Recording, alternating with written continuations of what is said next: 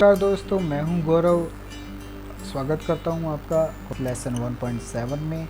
आशा करता हूं आप सभी लोग स्वस्थ होंगे और मस्त होंगे। तो दोस्तों, अब तक हमने देखा कि सीपीयू के कितने यूनिट्स होते हैं और किस तरह से सीपीयू काम करता है। अपने आप को 3 भागों में बांट लेता है और जो हम इंस्ट्रक्शन इसको देते हैं उसके ऊपर वो कैसे वर्क करता है और हमें अपना आउटपुट देता है। तो दोस्तों, अब हम बात करते हैं मेमोरी के बारे में। मेमोरी दोस्तों, आप सभी जानते हैं मेमोरी क्या होती है, जिसके अंदर हम अपना डाटा स्टोर करते हैं किसी भी तरह का, चाहे वो मोबाइल की मेमोरी हो, चाहे वो कंप्यूटर की मेमोरी हो। तो उनके लिए डिवाइसेस की ज़रूरत पड़ती है दोस्तों। मोबाइल में आप सब लोग जानते होंगे, अगर आप कंप्यूटर काफ़ी टाइम से यूज़ कर रहे हैं तो आप जानते होंगे कि मोबाइल आप यूज़ कर रहे हैं तो आप जानते हैं कि कौन कौन से डिवाइस होते हैं। लेकिन जो नहीं जानते हैं उनके लिए, जिनके लिए ये बिल्कुल फ्रेश कोर्स है, उनके लिए बता दूं दोस्तों, जिस तरह से मोबाइल के अंदर एक मेमोरी कार्ड होता है, इंटरनल मेमोरी होती है, एक्सटर्नल मेमोरी होती है, उसी प्रकार से कंप्यूटर के अंदर भी 2 टाइप की मेमोरी होती है, एक इंटरनल और एक एक्सटर्नल। तो उसी के बारे में हम बात करेंगे दोस्तों। कंप्यूटर के अंदर जो मेमोरी होती है वो 2 प्रकार की होती है, एक होती है प्राइमरी मेमोरी और एक होती है सेकेंडरी मेमोरी। सबसे पहले दोस्तों बात करते हैं प्राइमरी मेमोरी के बारे में। Primary memory is computer memory that is accessed directly by the CPU. Primary memory एक ऐसी कंप्यूटर मेमोरी है जो कि सीपीयू के द्वारा डायरेक्ट एक्सेस की जाती है। डायरेक्ट एक्सेस कैसे की जाती है दोस्तों? जैसे कि हमने कल सीपीयू के एक 3rd यूनिट के बारे में बात की थी, जो था मेमोरी यूनिट, जो कि मैंने आपको बताया था कि वो मेमोरी यूनिट जो है कंप्यूटर के पास सीपीयू के पास अपना खुद का एक मेमोरी होता है, जिससे वो डायरेक्ट एक्सेस ले सकता है। डायरेक्ट एक्सेस ले सकता है कहने का मतलब ये है कि वो बिल्कुल उसी के अंदर वो एक यूनिट बना रखा है, जहाँ पर डाटा तब तक रहता है जब हम वर्क कर रहे होते हैं तो डाटा उस मेमोरी यूनिट के अंदर रहता है। लेकिन दोस्तों, प्रॉब्लम ये आती है कि जब हम डाटा को एंटर कर रहे होते हैं तो वो वहाँ से वहाँ तक जाता है। वहाँ से वहाँ तक कहने का मतलब है सर दोस्तों कि जैसे कि प्राइमरी मेमोरी जो है, वहाँ से डाटा ट्रांसफ़र होता है मेमोरी यूनिट के पास, जिस यूनिट के पास 2 यूनिट और हैं, कंट्रोल यूनिट और एएल यूनिट। कंट्रोल यूनिट के द्वारा कंट्रोल करके वो डाटा का ट्रांजैक्शन होता है, आना और जाना, इनपुट और आउटपुट होता है। तो दोस्तों, primary memory is also known as main memory. Main memory और इंटरनल मेमोरी के नाम से भी इसे जाना जाता है। It temporarily store data while a computer is running. Computer जब तक चल रहा है तब तक ये डाटा को टेम्परेरली स्टोर करता है। फॉर एग्जाम्पल दोस्तों, मैंने कुछ काम करना शुरू किया, कुछ पेंट में डिज़ाइनिंग करनी शुरू की, पेंटिंग करनी शुरू की, या एक्सेल वर्ड के अंदर किसी तरह का कुछ भी डाटा लिखने का कोशिश की, या टाइपिंग कर रहा हूँ मैं, तब तक वो डाटा प्राइमरी मेमोरी में पड़ा है, साथ साथ वर्क में चल रहा है, कहाँ पर? मेमोरी यूनिट के अंदर, राइट दोस्तों। लेकिन प्राइमरी मेमोरी में जब तक वो डाटा पड़ा है, यानी कि इन दोनों जगहों पर जब तक ये डाटा चल रहा है, एक्सेस हो रहा है, तब तक तो ओके।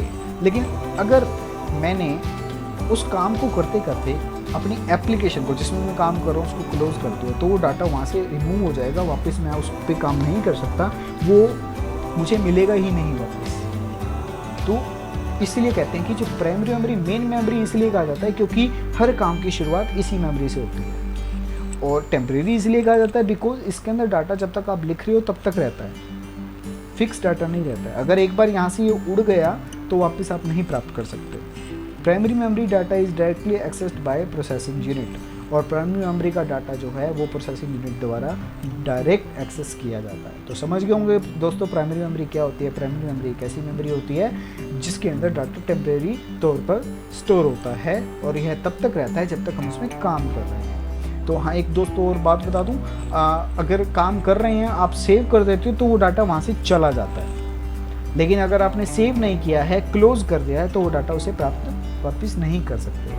तो समझ गए होंगे दोस्तों प्राइमरी मेमोरी क्या होती है। प्राइमरी मेमोरी के एग्जांपल की बात करें तो दोस्तों, प्राइमरी मेमोरी का पहला एग्जांपल है रैम, रैंडम एक्सेस मेमोरी। जी हाँ दोस्तों, साथ में इसके आप इमेजेस देख पा रहे होंगे, ये होती है रैम, रैंडम एक्सेस मेमोरी, जिसे हम प्राइमरी मेमोरी भी कहते हैं, और डाटा इसी में से आना जाना इसका लगा रहता है। तभी दोस्तों इसके बारे में हम बाद में डिस्कस करेंगे, रैम के बारे में किसी हार्डवेयर पार्ट्स में डिस्कस करेंगे। उसके बाद आता है दोस्तों रोम भी एक प्राइमरी मेमोरी का एग्जांपल है, रीड ओनली मेमोरी। इसके अंदर जो डाटा रहता है, ये कंप्यूटर के मदरबोर्ड पर लगी रहती है ये चिप, इसके अंदर जो डाटा रहता है इसे सिर्फ रीड किया जा सकता है और इसके साथ कोई छेड़खानी नहीं की जा सकती दोस्तों।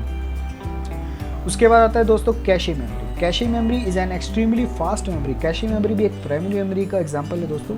Cache memory is an extremely fast memory type that act as a buffer between RAM and the CPU. It holds recurrently requested data and instructions so that they are immediately available to the CPU when needed. Cache memory is used to reduce the average time to access data from the main memory. दोस्तों तो जैसे कि मैं अगर अब बात करूं कि जब हम डाटा में कुछ किसी भी तरह का कोई भी वर्किंग कर रहे होते हैं, तो वो प्राइमरी मेमोरी यानी कि रैम के थ्रू जब डाटा ट्रांजैक्ट होता है CPU तक, तो बीच में एक कैशे मेमोरी आती है जिसके अंदर वो थोड़ा बहुत डाटा स्टोर कर लेती है। आपने कैशे मेमोरी के बारे में सुना भी होगा। यह इसलिए होता है ताकि जो ट्रांजैक्शन का टाइम है, आने जाने का, इनपुट आउटपुट का जो टाइम है वो रिड्यूस हो जाए और एग्जैक्ट टाइम पे कंप्यूटर अपना CPU अपना वर्क कर सके। तो कैशे मेमोरी, यह है कैशे मेमोरी होती है, एक बफर की तरह काम करता है, यानी कि कुछ डाटा वो अपनी कैशे मेमोरी में रखता है ताकि इजीली वो ट्रांजैक्ट कर सके डाटा को। इसके बाद दोस्तों आता है पी रोम बोले तो प्रोग्रामेबल रीड ओनली मेमोरी। इसके अंदर ये भी रीड ओनली मेमोरी का ही सेकंड पार्ट है। इसको प्रोग्राम किया जा सकता है दोबारा से दोस्तों। जैसे रीड ओनली मेमोरी को सिर्फ रीड किया जा सकता था, ये प्रोग्राम मेमोरी, ये भी एक कंप्यूटर मेमोरी होती है, प्राइमरी मेमोरी होती है जो कि बोर्ड पर लगी होती है। इसके बाद आता है दोस्तों EPROM मेमोरी, यानी कि erasable programmable read only memory, जिसे इरेज करके रीप्रोग्राम किया जा सकता है दोस्तों। इसके बाद बात करते हैं हम दोस्तों secondary memory. Secondary memory refers to storage devices such as hard drives and solid state drives. Secondary memory is computer memory that is non-volatile and persistent in nature and is not directly accessed by the computer processor.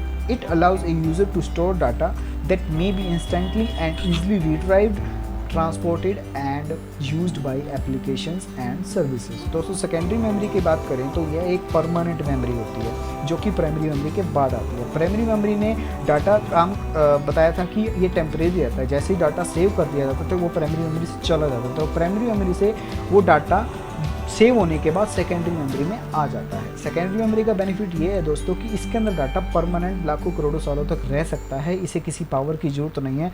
अगर power की जरूरत नहीं है मतलब दोस्तों कि आपने एक बार डाटा सेव करके रख दिया, चाहे इसको पावर मिले या ना मिले, ये डाटा को काफ़ी समय तक स्टोर करके रख सकता है।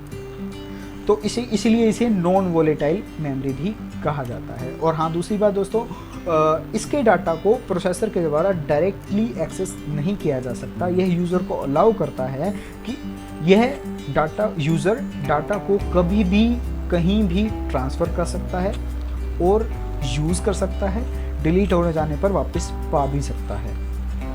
तो ये था दोस्तों सेकेंडरी मेमोरी। सेकेंडरी मेमोरी के एग्जांपल की बात करें तो हार्ड डिस्क उनमें से एक है।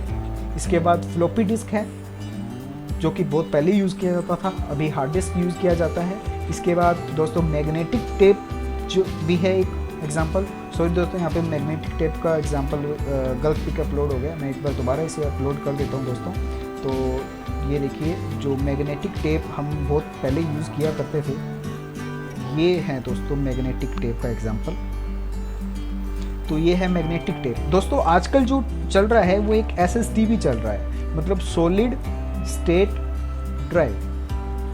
तो इसकी पिक भी मैं आपको दिखा देता हूँ दोस्तों। तो इसकी पिक देखने के लिए हम क्या करते हैं दोस्तों, जस्ट ए सेकेंड। तो सॉलिड स्टेट ड्राइव, राइट दोस्तों।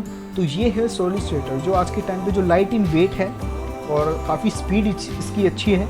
तो ये भी एक सेकेंडरी मेमोरी का एग्जांपल है। तो दोस्तों आज के लिए बस इतना ही। अब हमने जाना कि मेमोरी कितने टाइप्स की होती है और किस टाइप से ये वर्क करती है। तो अगर आपको किसी भी तरह का डाउट है तो आप व्हाट्सएप या ईमेल करके हमें अपने डाउट्स को क्लियर कर सकते हैं। धन्यवाद दोस्तों।